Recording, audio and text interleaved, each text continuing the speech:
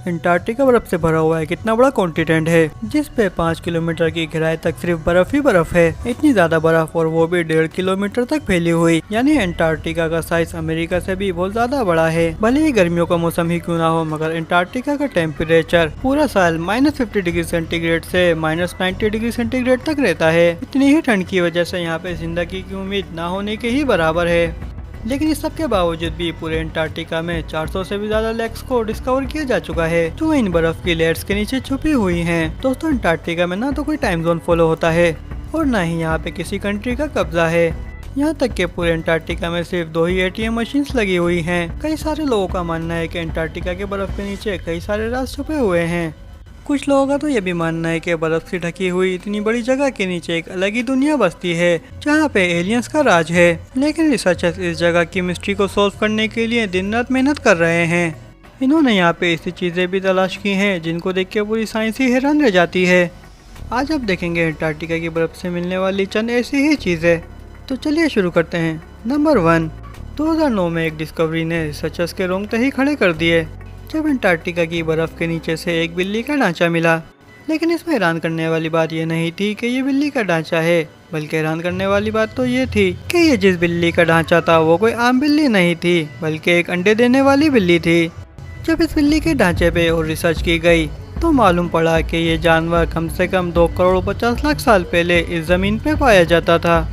Number 2, 2014 में साइंसदानों को Antarctica से हैरान कर देने वाली इंसानों की खोपड़ियां मिली। पहली बात तो ये थी कि अंटार्कटिका में मिलने वाली ये पहली इंसानी खोपड़ियां थीं, और दूसरी हैरान करने वाली बात इन खोपड़ियों की शेप थी।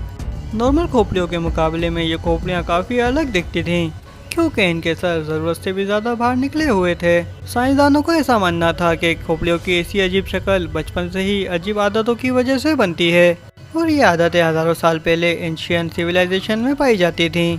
इस तरह की खोपड़ियां साइंसदानों को इजिप्ट और पेरू से भी मिल चुकी हैं। तभी साइंसदानों का ऐसा मानना है कि हजारों साल पहले अंटार्कटिका में भी लोग बसते थे, और उनका कुछ न कुछ रिलेशन एंशियंट इजिप्ट सिविलाइजेशन से भी है।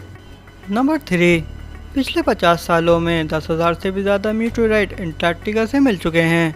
मीटियोराइट्स ठोस पत्थरों के ऐसे टुकड़े होते हैं जिनका ताल्लुक हमारी दुनिया से नहीं होता, बल्कि वो किसी और दुनिया से टूट के आए हुए होते हैं। साइंसदानों का मानना है कि कई मिलने वाले मीटियोराइट में से कई तो 7 लाख साल से भी ज्यादा पुराने हैं। वैसे तो ये पता लगाना बहुत ज्यादा मुश्किल है कि इन मीटियोराइट्स का ताल्लुक किन सितारों या प्लेनेट से है, लेकिन 2002 में अंटार्कटिका पे गिरने वाला एक छोटा मीटियोराइट 2015 में डिस्कवर किया गया, और साइंसदानों का ऐसा मानना है कि ये कहीं और से नहीं बल्कि मार्स से टूट के आया है, क्योंकि इस मीटियोराइट्स पे ऐसे बैक्टीरिया थे जो मार्स पे पाए जाते हैं।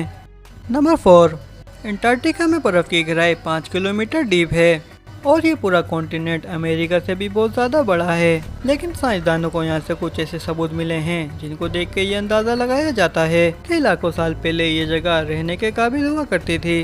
1980 से रिसर्चर्स को यहाँ से डायनासोर्स, मोजासोर्स और प्लेजियोसोर्स के ढांचे मिल चुके हैं। इनके ढांचों का साइज 36 फीट बताया जाता है, जो तकरीबन एक ट्रिपल स्टोरी बिल्डिंग के बराबर बनती है। जब इन हड्डियों के ढांचों पे और तहकीक की गई तो पता चला कि ये कम से कम भी 70 लाख साल पुराने हैं, और इसी वजह से अंदाज़ा लगाया जाता है कि 70 लाख साल पहले अंटार्कटिका का टेम्परेचर रहने लायक था, और शायद तब ये पहाड़ इतनी सारी बर्फ़ से नहीं बल्कि बहुत सारी हरियाली से ढके हुए होते होंगे।